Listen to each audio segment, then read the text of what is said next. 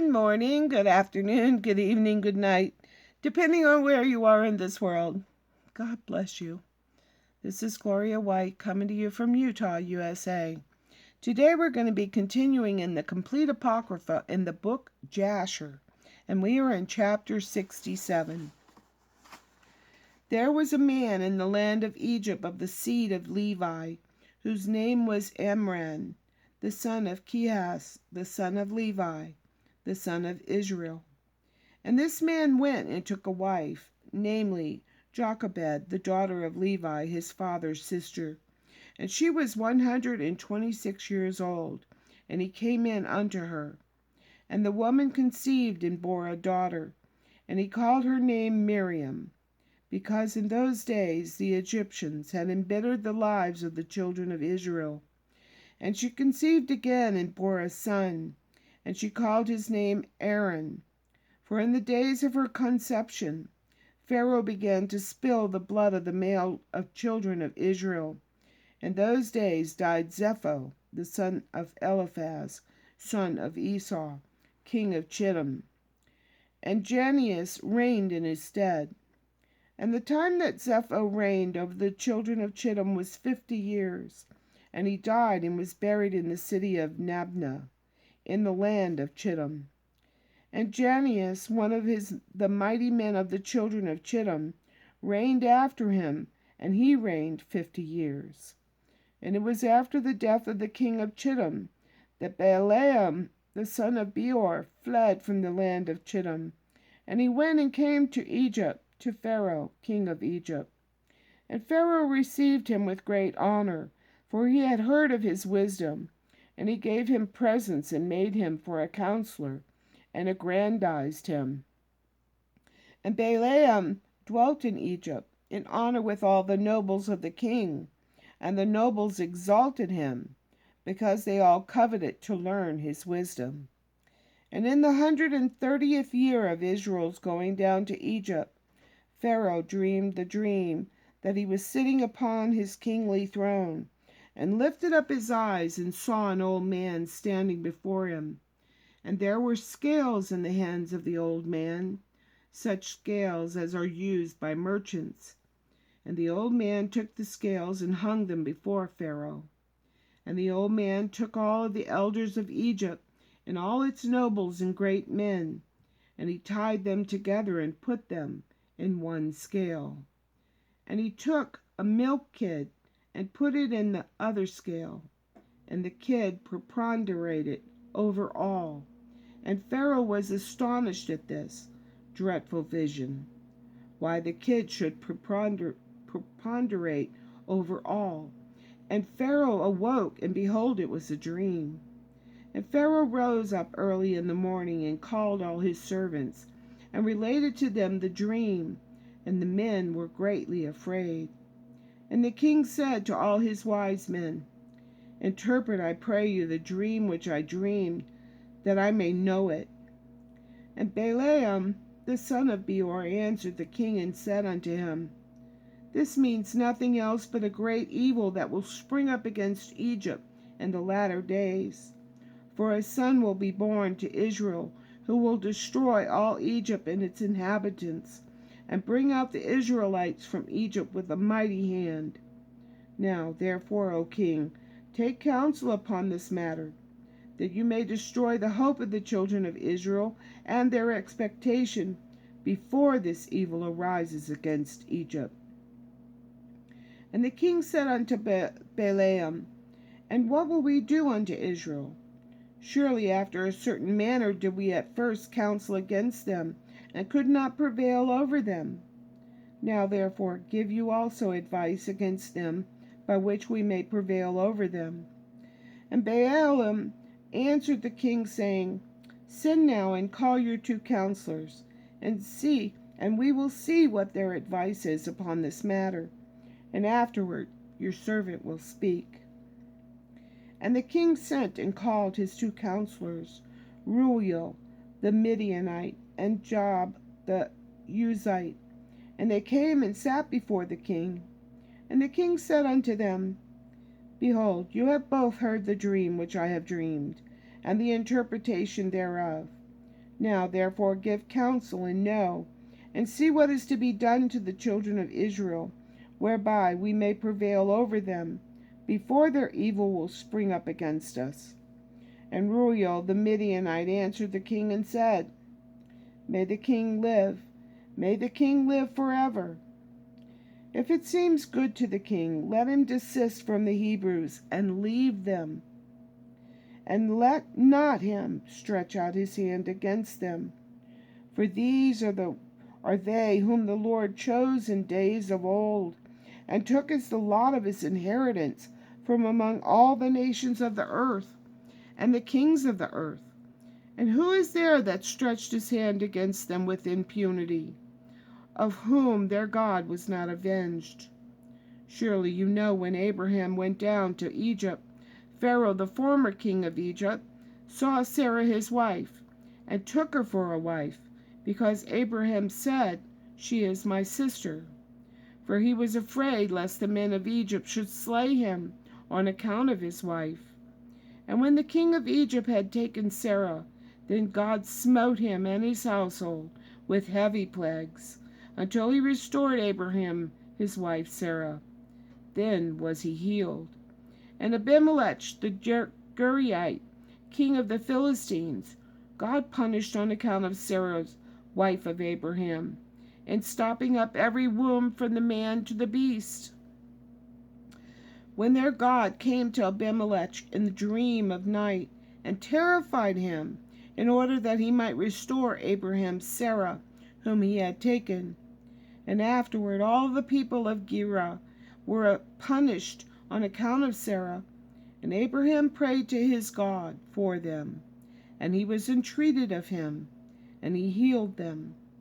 And Abimelech feared all this evil that came upon him and his people, and he returned to Abraham his wife Sarah, and gave with her many gifts. And he did so also to Isaac when he had driven him from Gerar.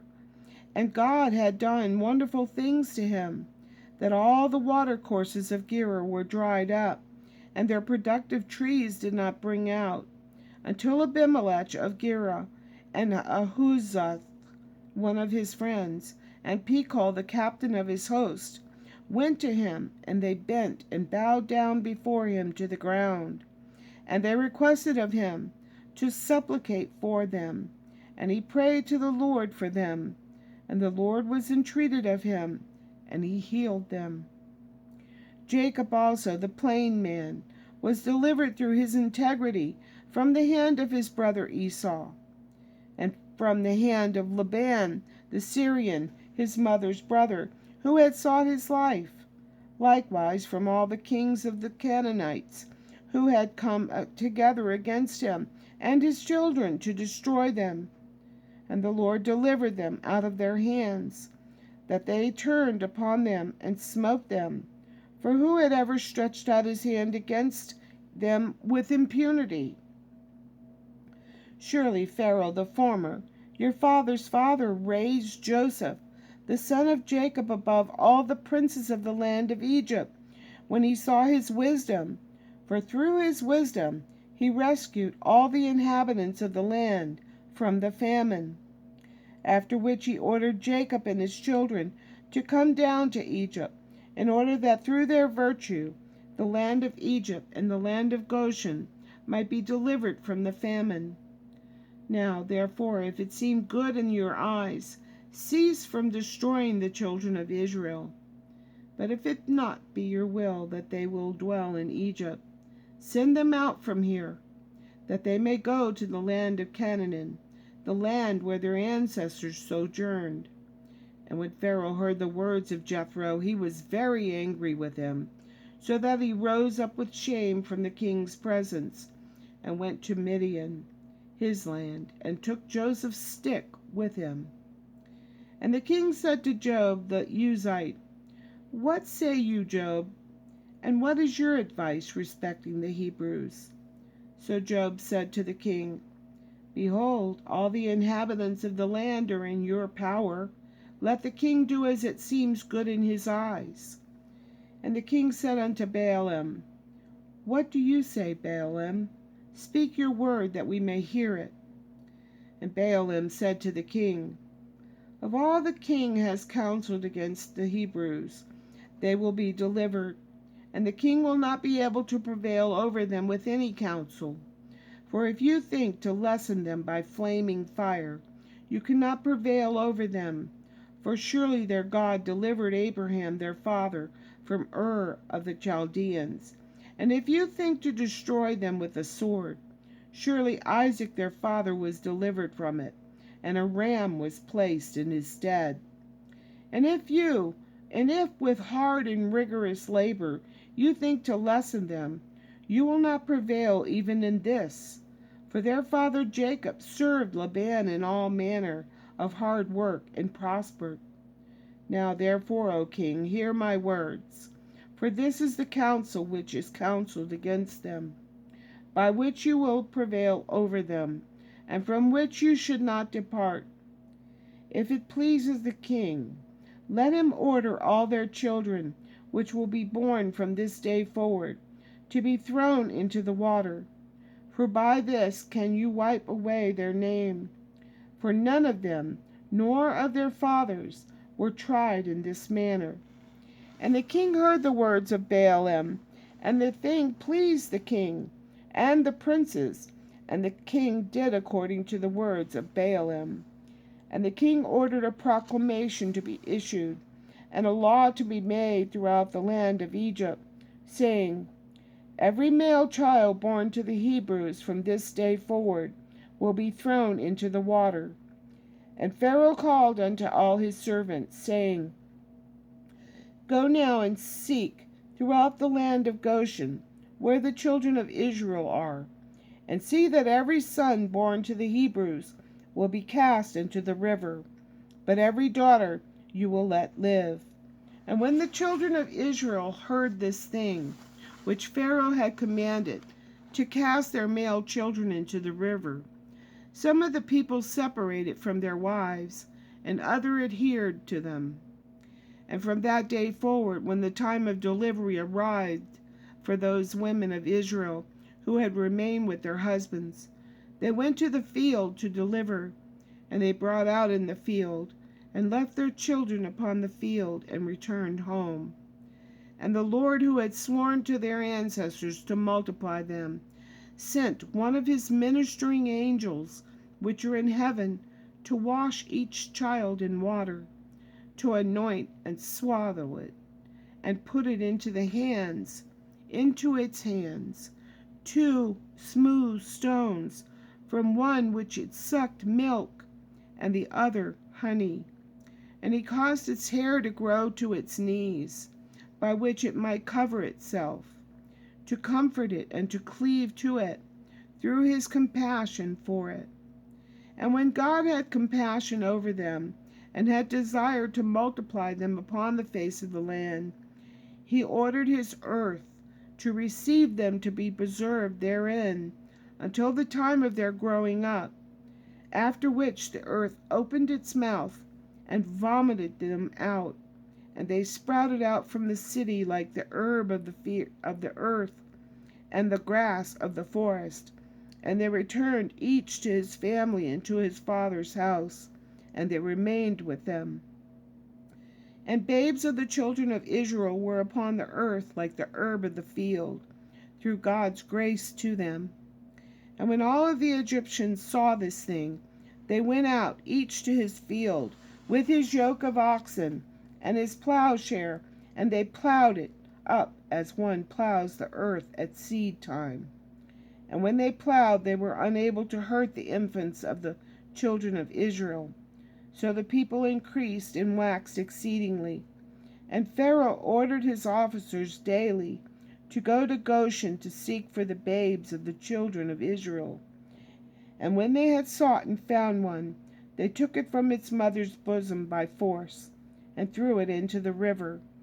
But the female children they left with its mother. Thus did the Egyptians do to the Israelites all the days.